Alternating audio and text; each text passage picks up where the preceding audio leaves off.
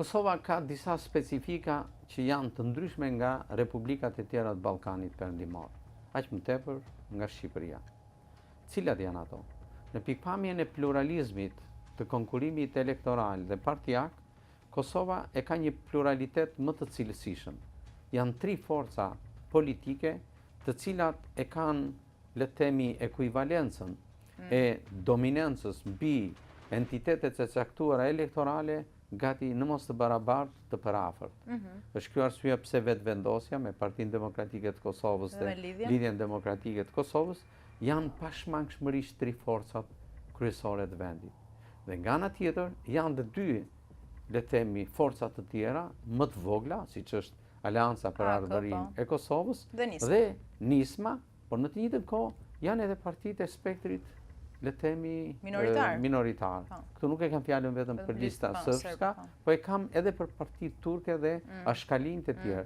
Këto të gjitha i kanë dhënë një model të pluralitetit politik Kosovës që është i pakrahasueshëm me vendet e bipolaritetit politik, siç është Shqipëria, siç është një lloj pikpamje edhe Serbia, edhe Malizi dhe aq më tepër edhe Maqedonia që ka specifika të tjera, sepse elementi etnik në Maqedoni është element shtetformues. Këtu kam parasysh 2 entitetet e mëdha që janë shqiptarët dhe maqedonësit.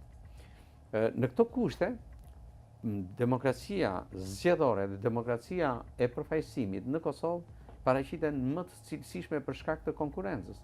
Çdo parti, sidomos nga 3 forcat kryesore, ka ambicien dhe predispozicionin politik që të jetë më selektive në përfaqësim dhe në delegimin e përfaqësimit.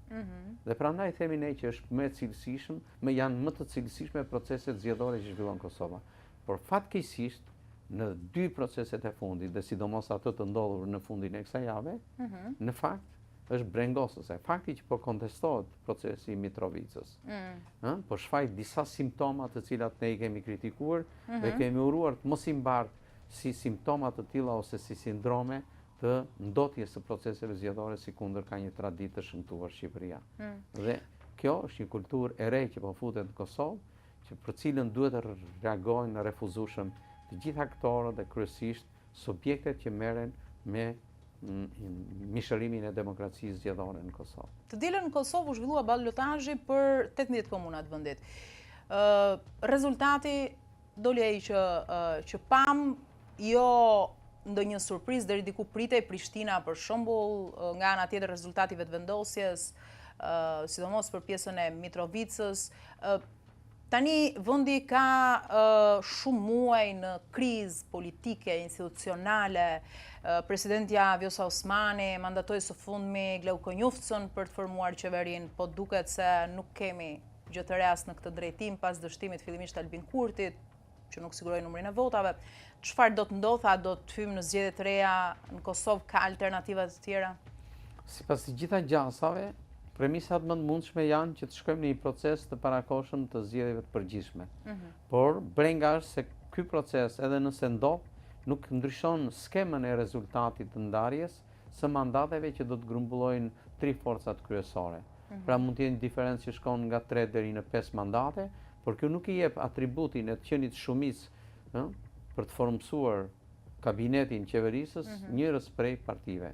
Prandaj në këto kushte, kur është kjo pamundësi dhe kjo skem e pandryshueshme, nevojitet një përgjegjësi politike dhe një ndryshim me qasjet dhe kursit politik midis 3 forcave kryesore.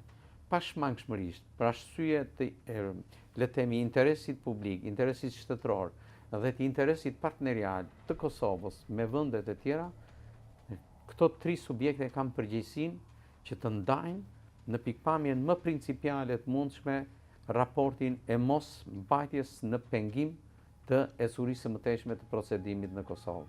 Pra, do të duhet që njëra nga 2 forcat e tjera, në marrëdhënie me to, të çedojë në kuptimin pragmatist dhe politik të fjalës për të ndërtuar një partneritet qeverisës. Çdo tendencë për të nisur nga konjunktura dhe hamendësime që lidhen me ndikimet që kanë autoritetet të caktuara politike. Se arsyeja është sot, ne nuk e dim arsyeën zyrtare pse vetvendosja nuk bën një aleancë me Partinë Demokratike të Kosovës. Ne nuk e dim sot se pse nuk e bën.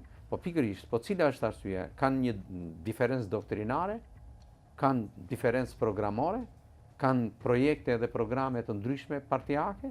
Jo, s'është kjo arsyeja. Arsyeja që e shpjegojnë qytetarët lehtësisht në Kosovë është në vetëvendosja nuk bën aleancë me Partinë Demokratike, se ka droje që leadershipi i burgosur i Partisë Demokratike mund të jetë influent mbi qeverisjen, aq më tepër që ka një influencë edhe mbi administratën që trashëgon vetëvendosja në këto 5 vitet e fundit. Po kjo është e gabuar. Ose anasjelltas, vetëvendosja nuk bën një aleancë me Lidhjen Demokratike të Kosovës, se Lidhja Demokratike e Kosovës është forcë kryesore dhe historike e Kosovës dhe kërkon që pushtetin ta marrë dhe ta posedojë vetë. Këto janë qasje të gabuara me një kosto të jashtëzakonshme, financiare, kredibiliteti, shtetformuese dhe partneriteti diplomatik midis Kosovës, institucioneve shtetërore të Kosovës dhe qasjes problematike që ka Kosova me dy proceset, me atë të fëqinjësisë në raport me çështjet e pazgjidhura me Serbinë dhe dyta të procesit të shtetnjohje dhe të procesit të afirmimit institucional si shtet në Bashkësinë Evropiane. Është Republika me proceset më të vonuara, qoftë të integrimit, qoftë përfshirjes në korpuset e organizuara të Bashkisë Evropiane dhe Bashkisë Perëndimore në përgjithësi.